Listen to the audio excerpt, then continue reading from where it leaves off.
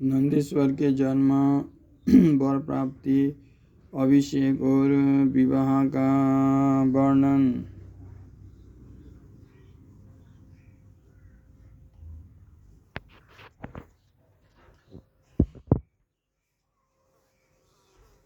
नंदी के ईश्वर कहते हैं, मुने वन में जाकर मैंने एकांत स्थान में अपना आसन लगाया और उत्तम बुद्धि का आश्रय ले मैं उग्र तप में पवित्र हुआ, जो बड़े बड़े मुनियों के लिए भी दुष्कर था। उस समय में नंदी के पावन उत्तम तप पर स्थिर रूप से ध्यान लगाकर बैठ गया और एकाग्र तथा समाहित मन से अपने हृदय कमल के मध्य भाग में 3 नेत्र, 10 भुजा तथा 5 मुख वाले शांति स्वरूप देवादिदेव महाशिव का ध्यान करके रुद्र मंत्र का जप करने लगा। तब उस जप में मुझे तल्लीन देखकर चंद्रार्धभूषण परमेश्वर महादेव प्रसन्न हो गए और उमा सहित वहां पधार कर प्रेम पूर्वक बोले। शिवजी ने कहा, शिलानंदन, तुमने बड़ा उत्तम तप किया है।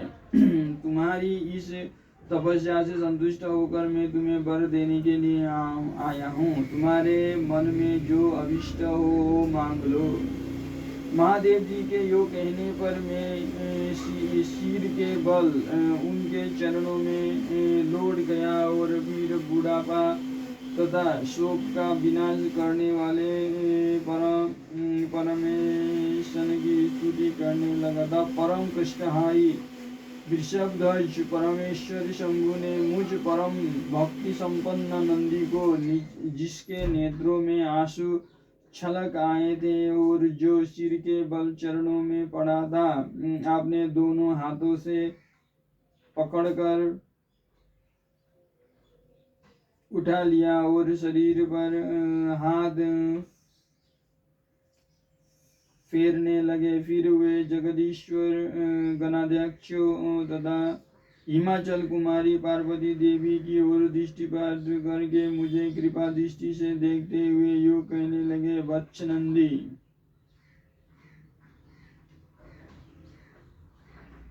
उन दोनों विप्रों को तो मैंने ही भेजा था। महाप्राज्ञ, तुमने मृत्यु का भय कहाँ? तुम तो मेरे ही समान हो, इसमें तनिक भी संशय नहीं है। तुम अमर, अजय, दुख रहित, अव्यय और अक्षय होकर सदा गणनायक बने रहोगे तथा पिता और सुहृद वर्ग सहित मेरे प्रियजन होगे।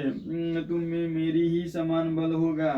तुम नित्य मेरे पार्श्व भाग में स्थित रहोगे और तुम पर निरंतर मेरा प्रेम बना रहेगा। मेरी कृपा से जन्म, जरा और मृत्यु तुम पर अपना प्रभाव नहीं डाल सकेंगे। नंदीश्वर जी कहते हैं, मुने यो कहकर कृपा सागर शंभु ने कमलों की बनी हुई अपनी शिरोमाला को उतार कर तुरंत ही मेरे गले में डाल दिया। विप्रवर, उस शुभ माला के गले में पड़ते ही मैं 3 नेत्र और 10 भुजाओं से संपन्न हो गया तथा द्वितीय शंकर सा प्रतीत होने लगा। तदनंतर परमेश्वर शिवा ने मेरा हाथ पकड़कर पूछा, बताओ अब तुम्हें कौन सा उत्तम वर दूं? फिर उन विषध्वज ने अपनी जटा से स्थित हार के समान निर्मल जल को हाथ में ले, तुम नदी हो जाओ, यो कहकर उसे छोड़ दिया। तब वो जल उत्तम टंग से बहने वाली स्वच्छ जल से परिपूर्ण महान वेगशालिनी दिव्य रूपा 5 सुंदर नदियों के रूप में परिवर्तित हो गई। उनके नाम जटोदका, त्रिस्त्रोता, विषध्वनि, स्वर्णोदका और जम्बू नदी। मुने यह पंचनद शिव के पृष्ठभाग की भांति परम शुभ है। महेश्वर के निकट इनका नाम लेने से यह परम पावन हो जाता है।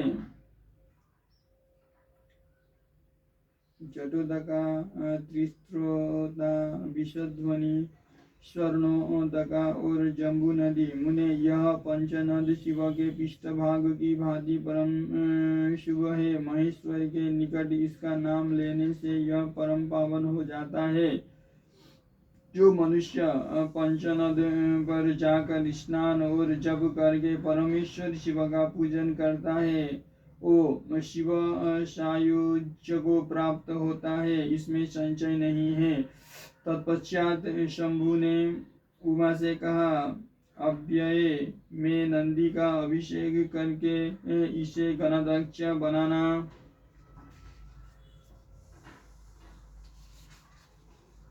चाहता हूँ, इस विषय में तुम्हारी क्या राय है। तब उमा बोली, देवेश आप नंदी को गणदक्ष पद प्रदान कर सकते हैं, क्योंकि परमेश्वर यह शिलानंदन मेरे लिए पुत्र सरीखा है, इसीलिए नाथ यह मुझे बहुत ही प्यारा है। तदनंतर भक्त वत्सल भगवान शंकर ने अपने अतुल बलशाली गणों को बुलाकर उनसे कहा, शिवजी बोले, गणनायको तुम सब लोग मेरे एक आज्ञा का पालन करो। यह मेरा प्रिय पुत्र नंदीश्वर सभी गणनायों का अध्यक्ष और गणों का नेता है, इसलिए तुम सब लोग मिलकर इसका मेरे गणों के अधिपति पद प्रेम पूर्वक अभिषेक करो। आज से यह नंदीश्वर तुम लोगों का स्वामी होगा। नंदीश्वर जी कहते हैं, मुने शंकर जी के इस कथन पर सभी गणनायों के एवं वस्तु के कर उसे स्वीकार किया और वे सामग्री जुटाने में लग गए। फिर सब देवताओं और मुनियों ने मिलकर मेरा अभिषेक किया। तदनंतर मरुतों की मनोहारिणी दिव्य कन्या सुयसा से मेरा विवाह करवा दिया। उस समय मुझे बहुत सी दिव्य वस्तुएं मिली।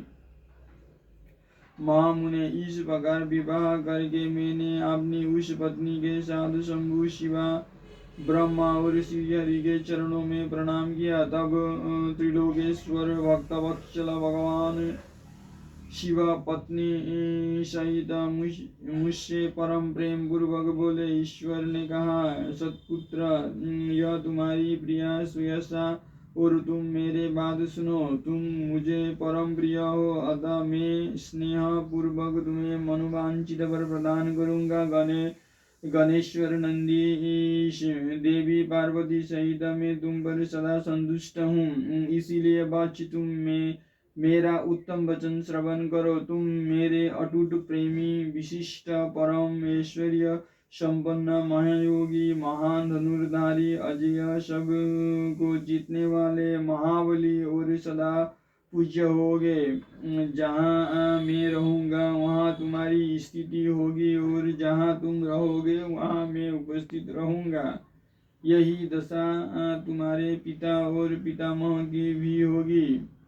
पुत्र तुम्हारे ये महाबली पिता परम ऐश्वर्यशाली मेरे भक्त और गणदक्ष होंगे। बच्च ये ही नियम तुम्हारे पिता मह पर भी लागू होंगे। अंत में तुम सब लोग मुझसे वरदान प्राप्त करके मेरा सानिध्य प्राप्त करोगे। नंदीश्वर जी कहते हैं, मुने तत्पश्चात भागा उमा देवी वर देने के लिए उत्सुक हो मुझे नंदी से बोली, बेटा तू मुझसे भी वर मांग ले, मैं तेरी सारी अभिष्ट कामनाओं को पूर्ण कर दूंगी। तब देवी के उस वचन को सुनकर मैंने हाथ जोड़कर कहा, देवी आप के चरणों में मेरा सदा उत्तम भक्ति बनी रहे। मेरी याचना सुनकर देवी ने कहा, एम वस्तु ऐसा ही होगा। फिर शिवानंदी की प्रियतमा पत्नी श्वेता से बोली। देवी ने कहा, बच्चे तुम भी अपना अभिष्ट वर ग्रहण करो। तुम्हारे 3 नेत्र होंगे, तुम जन्म बंधन से छूट जाओगी और पुत्र पुत्रों से संपन्न रहोगी तथा तुम्हारी मुझ में और अपने स्वामी में अटल भक्ति बनी रहेगी। नंदीश्वर जी कहते हैं, मुने तदनंतर शिव जी की आज्ञा से परम प्रसन्न हुए। ब्रह्मा विष्णु तथा समस्त देव गणों ने भी प्रेम पूर्वक हम दोनों को वरदान दिए। तत्पश्चात परमेश्वर शिव कुटुंब सहित मुझे अपना कर तथा उमा सहित वृष पर आरूढ़ हो संबंधियों एवं बांधवों के साथ अपने निवास स्थान को चले गए। तब वहाँ उपस्थित विष्णु आदि समस्त देवता मेरी प्रशंसा तथा शिवा की स्तुति करते हुए अपने अपने धाम को चल दिए। बच इस प्रकार मैंने तुमसे अपने अवतार का वर्णन कर दिया। महामुने, यह मनुष्य के लिए सदा आनंददायक और शिव भक्ति का वर्धक है। जो श्रद्धालु मानव भक्ति भावित चित्त से मुझे नंदी के इस जन्म वर प्राप्ति अभिषेक और विवाह के वृत्तांत को सुनेगा अथवा दूसरों को सुनाएगा तथा पढ़ेगा या दूसरों को पढ़ाएगा, वो इस लोक में संपूर्ण सुखों को भोग कर अंत में परम गति को प्राप्त होगा। जो श्रद्धालु मानव भक्ति भावित चित्त से मुझ नंदी के इस जन्म वर प्राप्ति अभिषेक और विवाह के वृत्तांत को सुनेगा अथवा दूसरों को सुनाएगा तथा पढ़ेगा या दूसरों को पढ़ाएगा, वो इस लोक में संपूर्ण सुखों को भोग कर अंत में परम गति को प्राप्त होगा।